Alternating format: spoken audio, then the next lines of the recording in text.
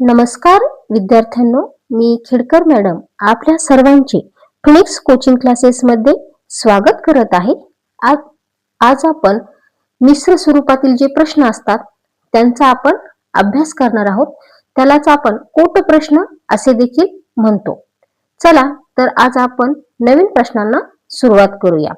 तर त्यासाठीचा पहिला प्रश्न असा आहे की क्रिकेटच्या एका संघातील 11 खेळाडूंनी प्रत्येकाने प्रत्येकाशी हस्तांदोलन केले तर किती हस्तांदोलने होतील? तर पहा विद्यार्थ्यांनो, अशा स्वरूपातील प्रश्न हे जवळजवळ सर्व स्पर्धा परीक्षांमध्ये विचारले जातात. तर अतिशय सोप्या पद्धतीने आपण याचं उत्तर काढणार आहोत. तर पहा, याचं उत्तर काढण्याची ट्रिक अशी आहे की एकूण किती खेळाडूंनी एकमेकांशी हस्तांदोलन केलेलं आहे?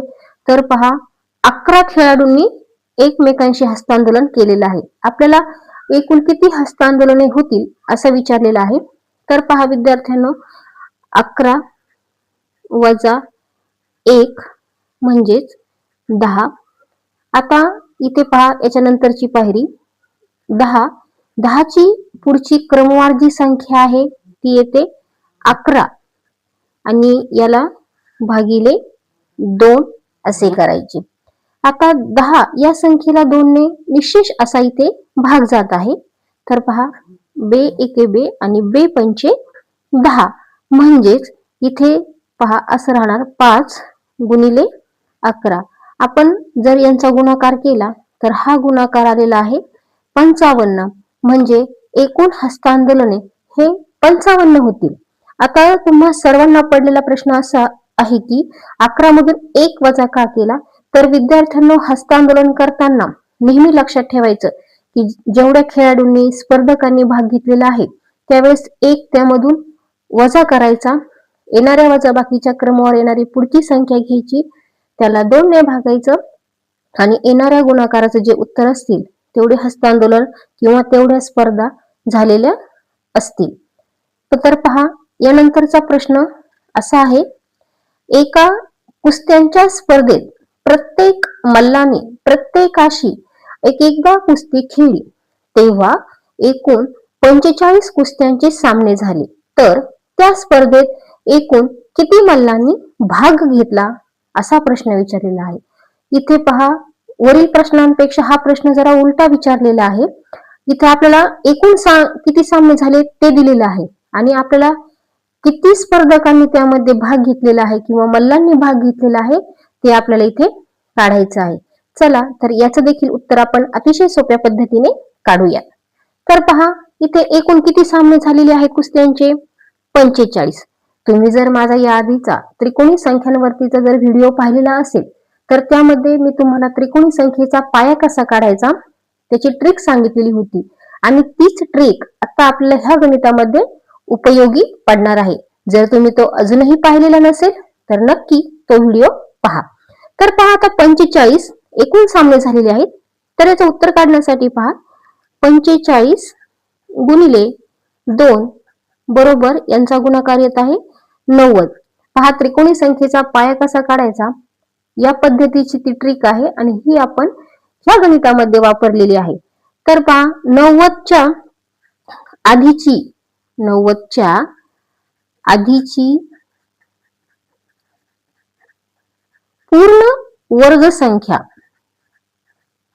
90च्या आधीची पूर्ण वर्ग संख्या, पहा पूर्ण वर्ग संख्या जी आहे ती आहे 81. तर विद्यार्थ्यांनो, 81 या संख्येचे वर्गमूळ म्हणजेच 81 चे वर्गमूळ हे किती आहे? तर 9 आहे विद्यार्थ्यांनो.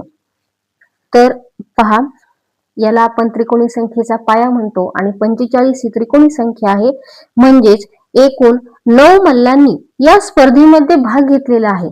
तर पहा, अशा पद्धतीने वरील प्रश्नांमध्ये आपल्याला काय दिलेलं होतं की प्रत्येक 11 खेळाडूंनी प्रत्येकाशी हस्तांदोलन केले तर एकूण किती हस्तांदोलने झाली आणि खालील प्रश्नांमध्ये आपल्याला सामने दिलेले होते आणि किती मल्लांनी भाग घेतला असा प्रश्न विचारलेला होता. तर यासाठी तुम्हाला माझा त्रिकोणी संख्यांवरतीचा जो व्हिडिओ आहे तो पहा, म्हणजे निश्चितच तुम्हाला अशा पद्धतीचा जर प्रश्न विचारला तर त्याचं उत्तर तुम्हाला काढण्यास नक्कीच मदत होईल. त्यानंतरचा प्रश्न पहा, असा आहे, विश्वकप स्पर्धेत 8 देशांच्या 8 संघांनी भाग घेतला. प्रत्येक संघ प्रत्येकाशी एकदा सामना खेळले, तर एकूण किती सामने खेळले गेले, असा प्रश्न विचारलेला आहे.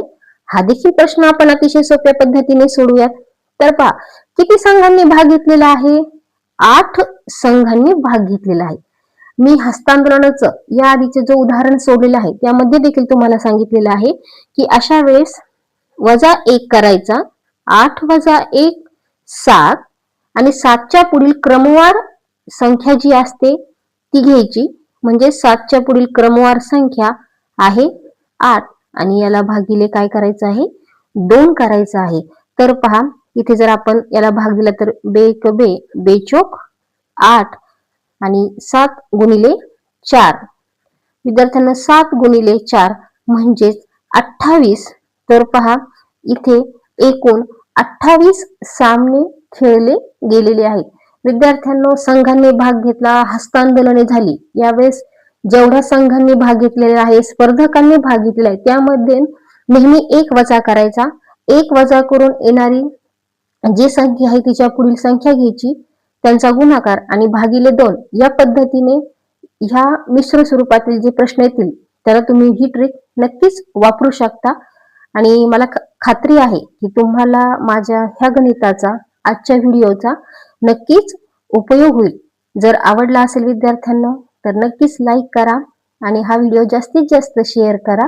आणि प्रथमच जर पाहत असाल तर नक्कीच चॅनलला सबस्क्राईब करा. थँक्यू.